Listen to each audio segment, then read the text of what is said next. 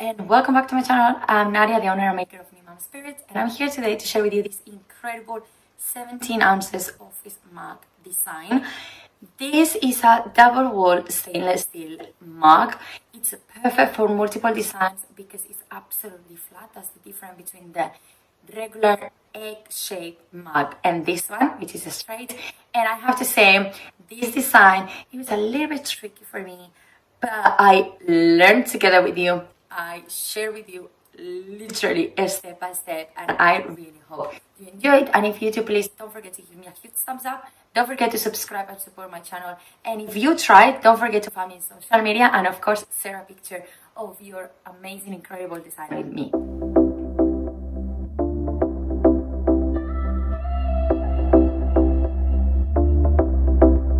The first thing that I like to do is I use my sanding block and then I go through the entire tumbler. You can always see how the tumbler stops being shiny and become a little bit more grayish.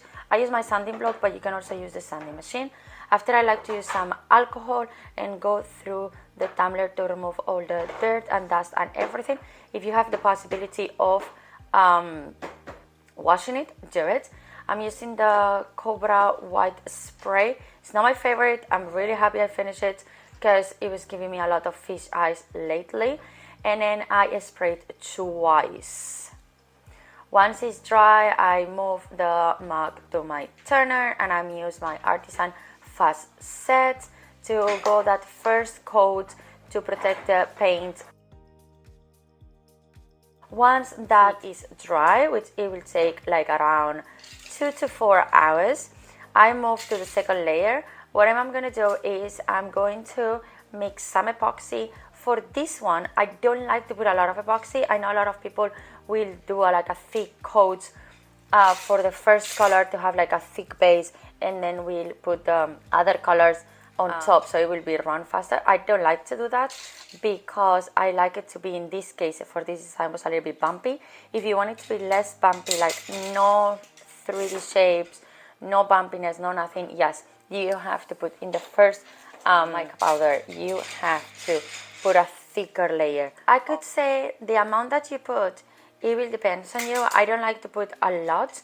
In this case, I was using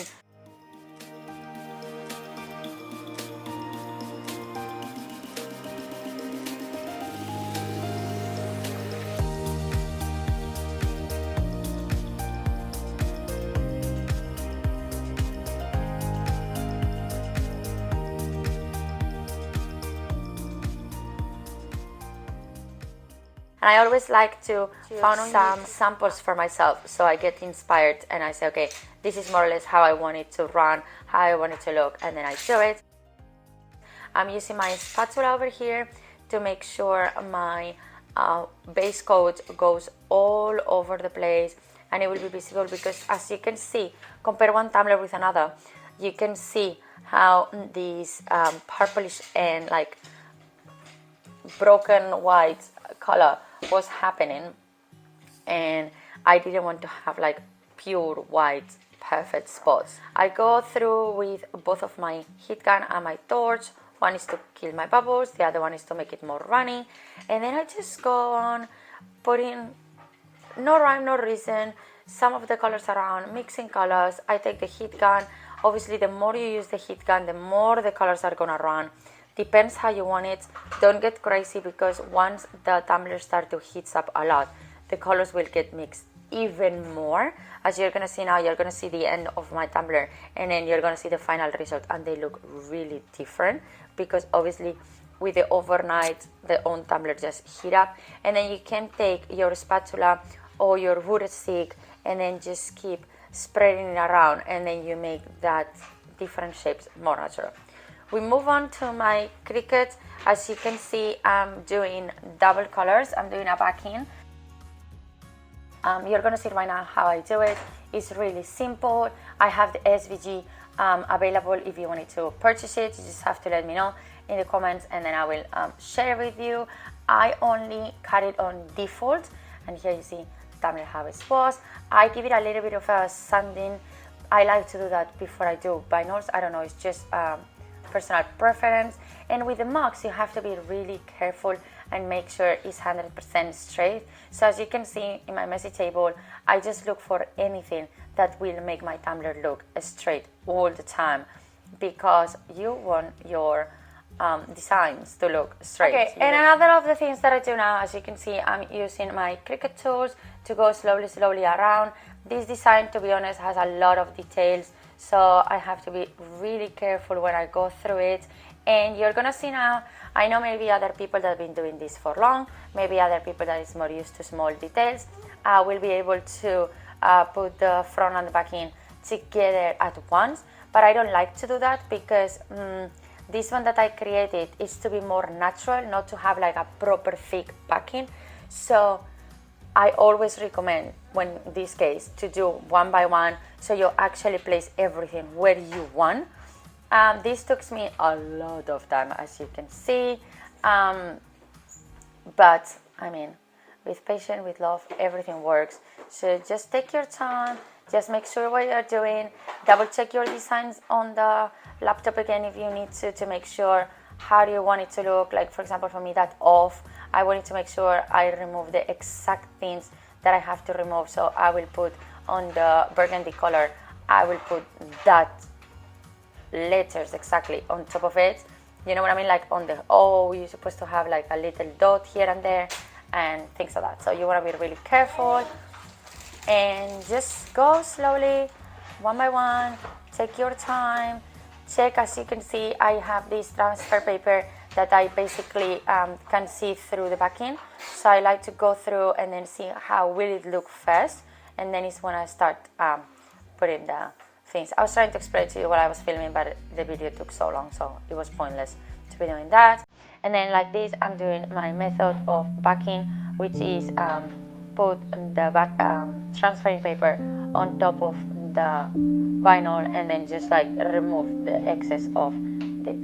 But yeah, well, I could say the only hard thing was the OF, but once I done it, it was absolutely fine. As you can see, some of the letters came up. I rearranged some of them because once I put the double color, it didn't look amazing.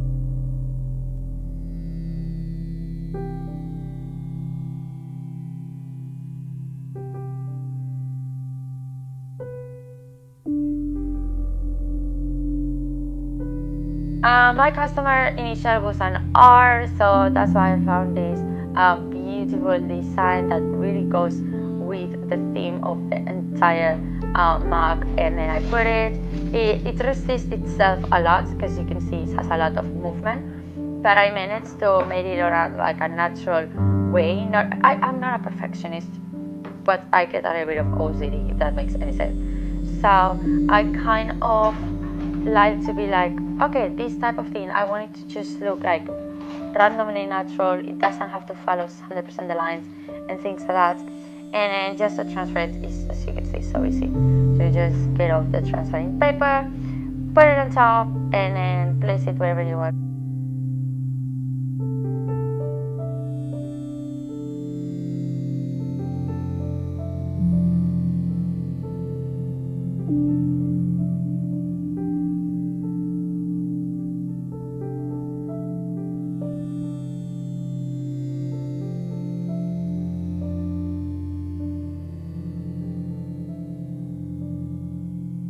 Look how beautiful that vinyl look. I was so happy with this design. I finished it in like 2 days.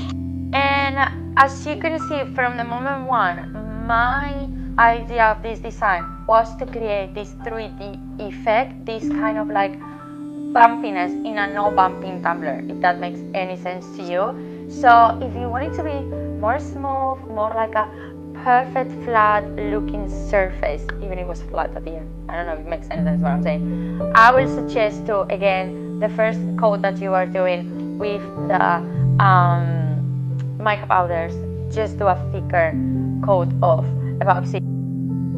Anyway, I really hope you have enjoyed this video, and if you've done it, don't forget to give me a huge thumbs up, don't forget to subscribe, and don't forget to share with me if you try on this design on your tumblers.